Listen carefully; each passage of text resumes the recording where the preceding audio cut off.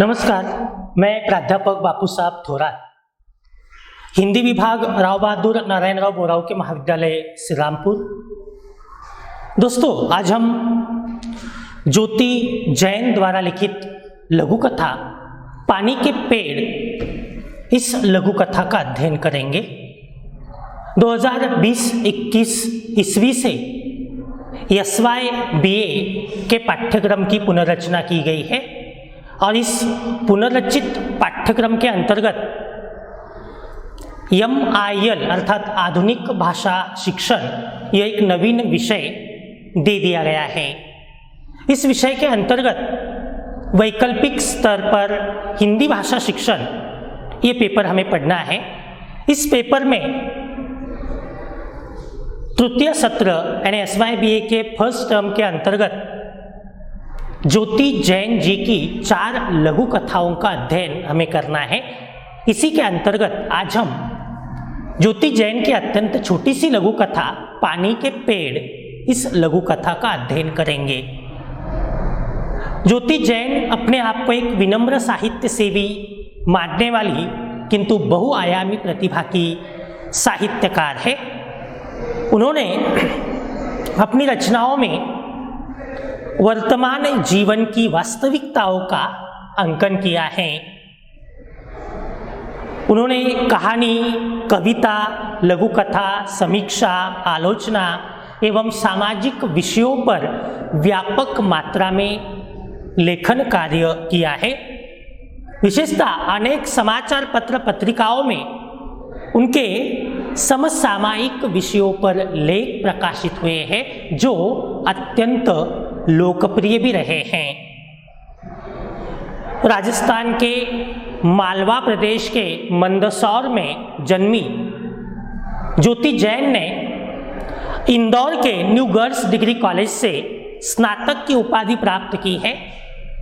बचपन से ही साहित्य में रुचि रखने वाली ज्योति जैन जी शिक्षा के दौरान अनेक साहित्यिक प्रतियोगिताओं में भी सहभागी रहे हैं और तथा उन्हें वहाँ प्रथम पुरस्कार भी प्राप्त हुए हैं। NCC में भी उन्होंने काम किया है। आकाशवाणी पर नियमित वार्ताओं का प्रसारण, दूरदर्शन आकाशवाणी के अनेक कार्यक्रमों का संचालन तथा अनेक राष्ट्रीय एवं अंतर्राष्ट्रीय पत्र पत्रिकाओं में लेखों का प्रकाशन आदि दृष्टि से भी उनका योगदान निसंदेह अत्यंत महत्वपूर्ण है। भारत की अनेक प्रतिष्ठित पत्रिकाओं में उनका नियमित लेखन प्रकाशित हुआ है। साथ ही अनेक शुद्ध साहित्यिक पत्रिकाओं में उनकी रचनाएं प्रकाशित हुई है। इतना ही नहीं, विभिन्न पत्र पत्रिकाओं तथा लघुकथा.com इस वेबसाइट पर उनकी अनेक लघु कथाएं प्रकाशित हुई है। उनकी अनेक कथाओं के अनुवाद भी हुए हैं। तो कुल मिलाकर एक अत्यंत बहुआयामी प्रतिभा की साहित्यकार है। साथ ही समाज सेवा में और साहित्य सेवा में भी हमेशा सक्रिय रही है। अनेक जो प्रतिष्ठित संस्थाएं हैं उनकी वह सदस्य रह चुकी है।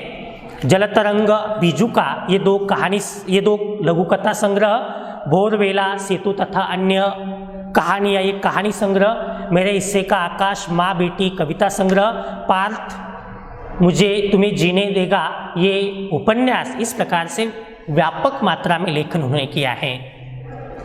पानी के पेड़ उनकी एक अत्यंत छोटी सी लघु कथा है। इस लघु कथा में उन्होंने एक नन्ही सी छोटी सी बच्ची शालू के माध्यम से मानव जीवन को एक बहुत बड़ा सबक देने का या एक बहुत बड़ा संदेश देने का काम किया है। जैसा कि हम जानते हैं, वर्तमान काल में हमारे भारत जैसे देश में पानी का बहुत अधिक महत्व निर्माण हो गया है, क्योंकि मनुष्य जीवन में पानी एक अत्यंत महत्वपूर्ण घटक के रूप में जाना जाता है और इसी कारण पानी को जीवन तक कहा गया है। और अगर ये पानी नहीं होगा तो हमें अनेक समस्याओं का सामना जीवन में करना पड़ता है। और यही कारण है कि इस लघु कथा के माध्यम से लेखिका ने पानी बचाने का संदेश दिया है, साथ ही वर्तमान में बढ़ रही पानी की कमी की समस्या को अत्यंत मार्मिकता के साथ अंकित करने का प्रयत्न किया है। जैसा कि हम जानते हैं, आज जीवन में अनेक प्रकार की समस्याएं, अनेक प्रकार के प्रश्न निरंतर बढ़ते जा रहे हैं और इन प्रश्नों में पानी की कमी की समस्या सबसे बड़ी समस्या के रूप में आज उभर कर सामने आ रही है। ऐसी स्थिति में आज बरसात समय पर नहीं होती, जब भी होती है तो कभी बहुत अधिक होती है तो कभी बहुत कम हो जाती है, कुछ क्षेत्रों में बहुत ज़्यादा होती है तो कुछ क्षेत्रों में बिल्कुल होती ही नहीं है। ऐसी परिस्थिति में आज पानी को लेकर अनेक प्रकार के प्रश्न हमारे सामने उपस्थित होते हैं और यही कारण है कि अक्सर गर्मी के दिनों में विशेषतः हमें इस पानी की समस्या से जूझना पड़ता है या हमें जीवन में अनेक बार ये पानी की समस्या से लड़ना पड़ता है।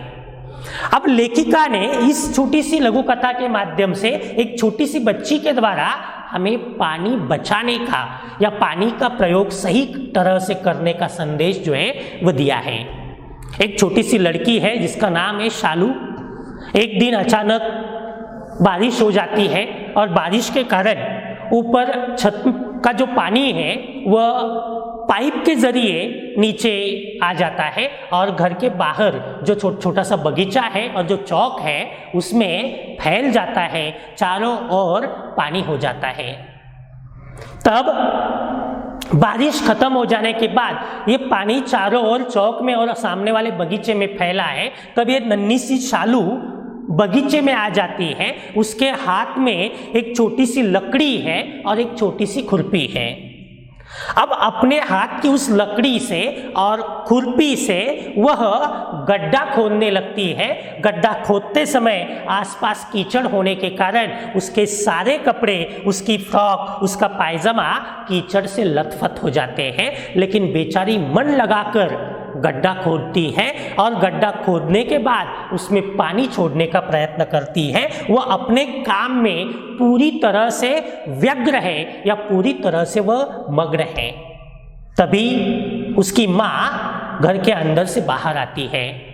शालू को इस हालत में देखकर वह क्रोधित होती है, लेकिन शालू बड़ी उत्साहित है। शालू को लगता है कि मैंने जो काम किया बहुत बड़ा काम किया है, मैं अपनी माँ को बताऊंगी। और अत्यंत उत्साह से वह माँ को कुछ बताने की कोशिश करती है। वह कहती, माँ देखो ना। बस उसका इतना ही कहने का अवसर मिलता है। माँ अपने क्रोध में उसके गाल पर एक जोर का थप्पड़ लगा देती है, क्योंकि उसने उस कीचड़ में अपने सारे कपड़े गंदे कर लिए थे, जिसके कारण माँ को बहुत क्रोध आया था। और इसी क्रोध के कारण माँ ने अचानक से एक जोर का थप्पड़ उसके गालों पर जड़ दिया, जिसके कारण उसके आंखों में आंसू आ जाते हैं।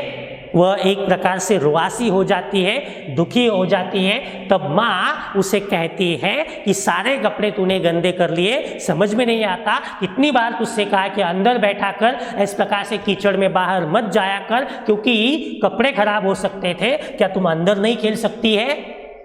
इस प्रकार से माँ उसे जोर से एक थप्पड़ तो मारती है, साथ साथ जोर से डांट देती है। बेचारी शालू बहुत दुखी हो जाती है और उसी दुखी होकर वह कुछ बताने की कोशिश करती है, लेकिन उसकी माँ उसकी एक भी बात नहीं सुनती।